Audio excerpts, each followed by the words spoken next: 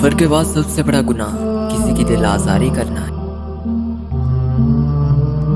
अगर जाहिल खामोश रहते तो लोगों में इख्तिलाफ ना होता। डर नाकामी से मिला हुआ है। एक शख्स ने हजरत इमाम हसन से पूछा, बुज़दिली क्या है? तो फरमाया, दोस्तों से बहादुरी और दुश्मनों से भाग। अपनी ज़ात को समंदर की तरह बनाओ जो अपने अंदर बहुत कुछ लेने के बावजूद ऊपर से बिल्कुल पुरसकून होता है। नसीहत हासिल करो ताकि गुनाह से बाज रहो। मैं तौरात को अहले तौरात से ज्यादा जानता हूँ, इंजील को अहले इंजील से ज्यादा जानता हूँ। इंसान को ईमान का मजा उस वक्त तक नहीं आता जब तक वो झूठ को तर्क न कर दे, हकीकी तौर से भी और मजाक के तौर से।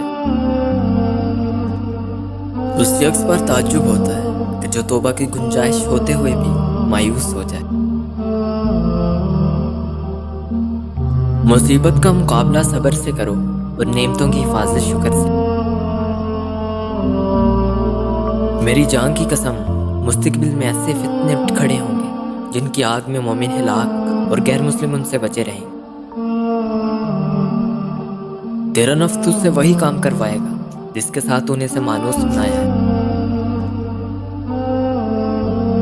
हक निजात देता है और बातिल बर्बाद कर देता है। अल्लाह वो ज़ात है जो कि जब हाजत और मुश्किलात के वक्त मखलूक की हर तरफ से उम्मीदें मुनक़ता हो जाए तो वो उसकी तरफ बना ले।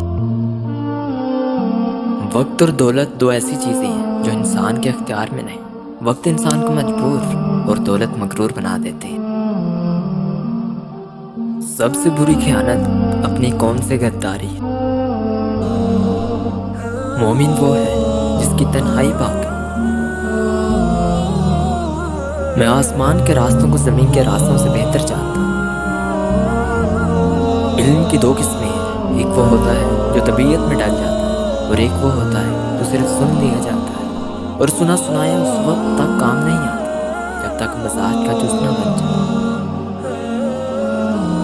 हर अमल सोच समझ कर करो, क्योंकि हर अमल के अंदर उसका अंजाम यूं छुपा होता है जैसे बीज के अंदर दरख्त। एक दूसरे से अहादीस बयान करते रहो। अगर तुमने ऐसा ना किया तो हदीस के आसार मिट जाएंगे।